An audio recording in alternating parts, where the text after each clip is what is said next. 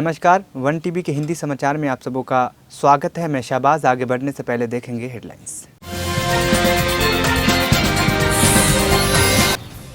उप मुख्यमंत्री भट्टी विक्रमार्का की अमेरिका और जापान यात्रा सफलतापूर्ण संपन्न। तेलंगाना उच्च न्यायालय ने हैदरा की विध्वंस प्रक्रिया पर रोक लगाने की याचिका को किया खारिज। कृषि मंत्री टी नागेश्वर राव ने 2 लाख रुपए तक की कर्ज माफी का जल्द पूरा करने का आश्वासन दिया। सुप्रीम कोर्ट ने सरकार की आलोचना करने वाले पत्रकारों के खिलाफ आपराधिक मामलों पर लगाई रोक।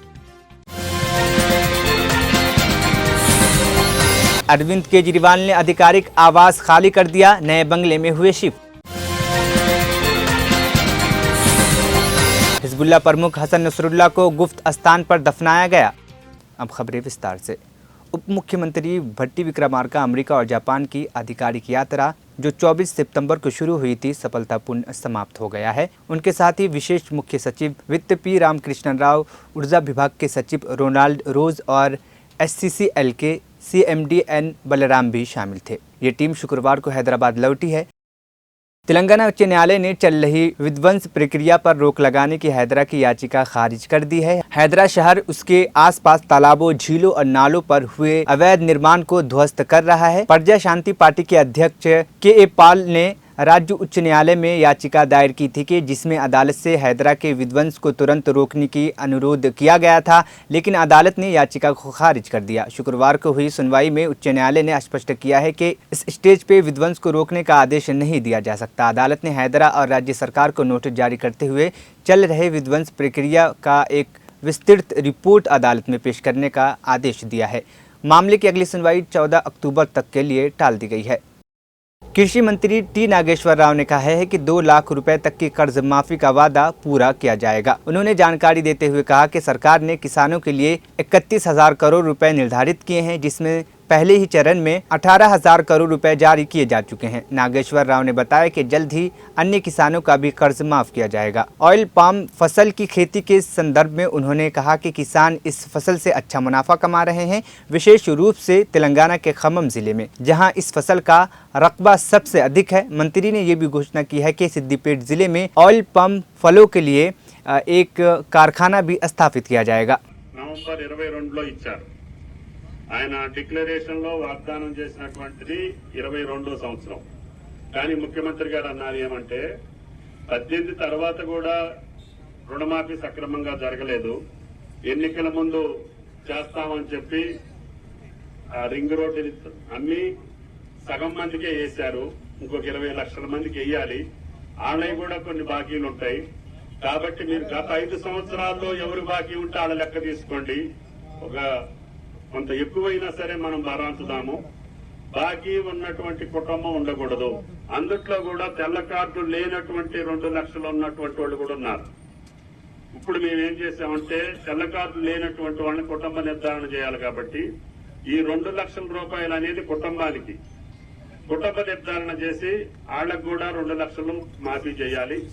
తర్వాత 2 లక్షల పైన ఉన్నటువంటి వాళ్ళు ఉంటారు।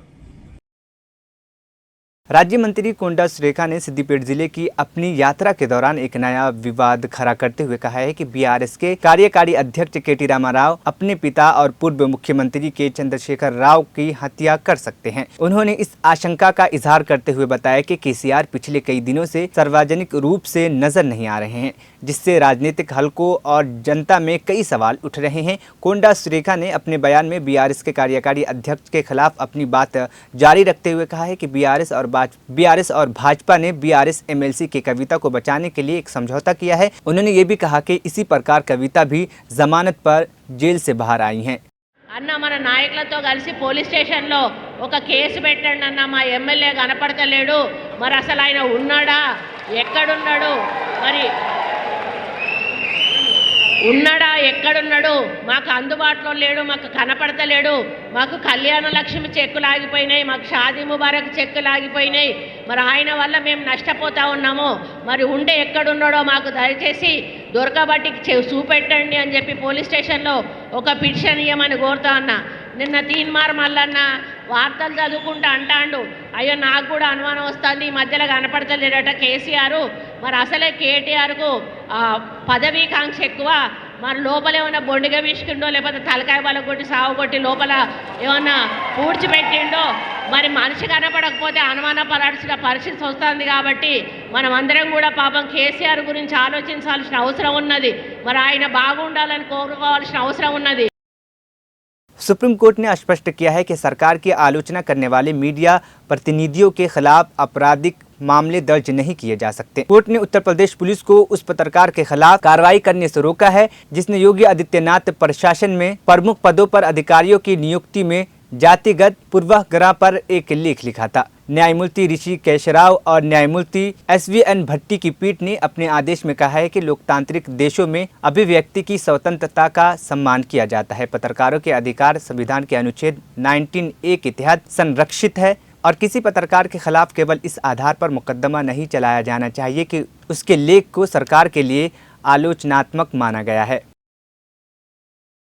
हरियाणा विधानसभा के लिए 90 सीटों के लिए शनिवार सुबह 7 बजे एक ही चरण में मतदान शुरू हो गया है। मतदान की शुरुआत के साथ ही प्रधानमंत्री नरेंद्र मोदी ने मतदाताओं से विधानसभा चुनावों में नया रिकॉर्ड बनाने की अपील की है। खासकर पहली बार मतदान करने वाले युवा मतदाताओं को लोकतांत्रिक उत्सव में भाग लेने के लिए प्रोत्साहित किया। पीएम मोदी ने सोशल मीडिया प्लेटफॉर्म एक्स पर लिखा, मैं प्रदेश के उन सभी युवा साथियों को विशेष शुभकामनाएं देता हूं जो पहली बार मतदान करने जा रहे हैं। हरियाणा में विधानसभा चुनाव के लिए आज सभी 90 सीटों पर मतदान हो रहा है। इस दौरान कांग्रेस नेता राहुल गांधी ने मतदाताओं से बड़ी संख्या में बाहर आने और कांग्रेस को वोट देने की अपील की है। उन्होंने सोशल मीडिया प्लेटफॉर्म एक्स पर अपने संदेश में कहा कि कांग्रेस को दिया गया हर वोट संविधान की रक्षा करेगा और बीजेपी के अत्याचार के खिलाफ आपका हथियार बनेगा। राहुल गांधी ने हरियाणा के लोगों से कहा है कि आज राज्य में बहुत महत्वपूर्ण चुनाव है। मैं आप सभी से अनुरोध करता हूं कि आप अपने घरों से बाहर आएं और कांग्रेस को वोट दें। ये वोट किसानों की समृद्धि, युवाओं को रोजगार और महिलाओं की सुरक्षा सुनिश्चित करेगा। दिल्ली के पूर्व मुख्यमंत्री अरविंद केजरीवाल ने आज अपना आधिकारिक आवास खाली कर दिया है और नई दिल्ली के फिरोज शाह रोड पर स्थित नए सरकारी बंगले में शिफ्ट होने की प्रक्रिया पूरी कर ली है। नए बंगले में जाने से पहले केजरीवाल और उनके परिवार ने धार्मिक अनुष्ठान किया। ये बंगला आम आदमी पार्टी के मुख्यालय के पास स्थित है और इससे पहले पंजाब के आम आदमी पार्टी के राज्यसभा सदस्य अशोक मित्तल को दिया गया था। जब केजरीवाल मुख्यमंत्री थे तब उन्हें दिल्ली के विधानसभा के पास सिविल लाइन में एक बंगला दिया गया था। आम आदमी पार्टी के नेताओं ने जानकारी दी है कि केजरीवाल आज अपने सामान के साथ नए बंगले में चले गए हैं जो उनके निर्वाचन क्षेत्र से बिल्कुल करीब है। दिल्ली विधानसभा चुनाव होने तक केजरीवाल आधिकारिक आवास में ही रहेंगे जो आमतौर पर सांसदों को दिया जाता है। पूर्व मुख्यमंत्री के लिए कई पार्टी नेताओं, नगर निगम पार्षदों, विधानसभा सदस्यों और जनता ने अपने घर की पेशकश की थी।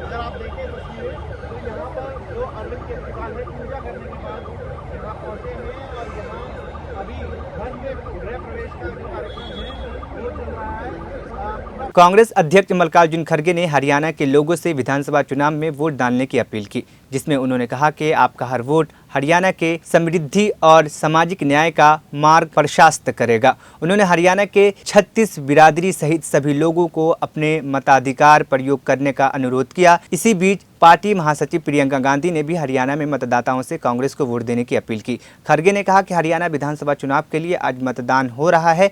मैं आप सभी से अनुरोध करता हूं कि आप अपने मताधिकार का प्रयोग करें।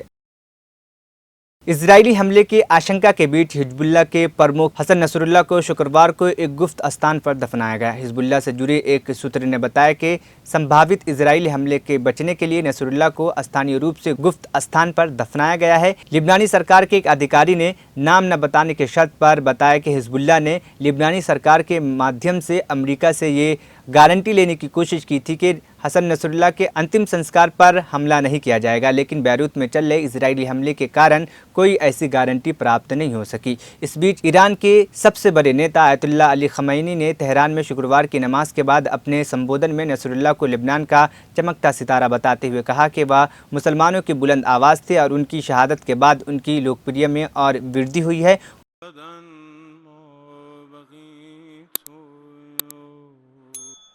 به حضور شما عرض می داریم هم شما امام المسلمین هستید و هم رنای زندگی است. نصر من الله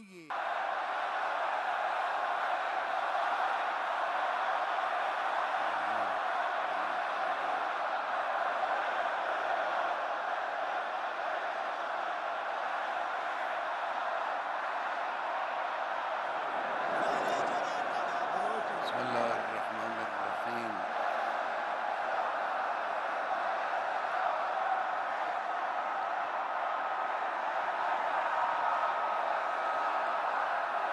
خیلی ممنون، خیلی متشکرم.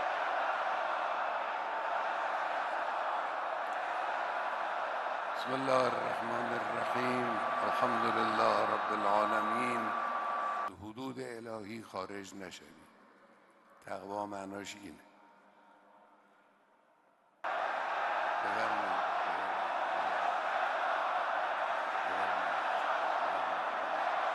आखिर में हेडलाइंस फिर। उप मुख्यमंत्री भट्टी विक्रमार्का की अमेरिका और जापान यात्रा सफलतापूर्ण संपन्न।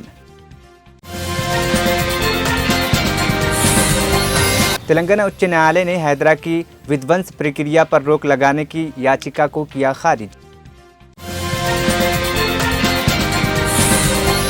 कृषि मंत्री टी नागेश्वर राव ने 2 लाख रुपए तक की कर्ज माफी का जल्द पूरा करने का आश्वासन दिया। सुप्रीम कोर्ट ने सरकार की आलोचना करने वाले पत्रकारों के खिलाफ आपराधिक मामलों पर लगाई रोक। अरविंद केजरीवाल ने आधिकारिक आवास खाली कर दिया, नए बंगले में हुए शिफ्ट। हिजबुल्लाह प्रमुख हसन नसरुल्लाह को गुप्त स्थान पर दफनाया गया।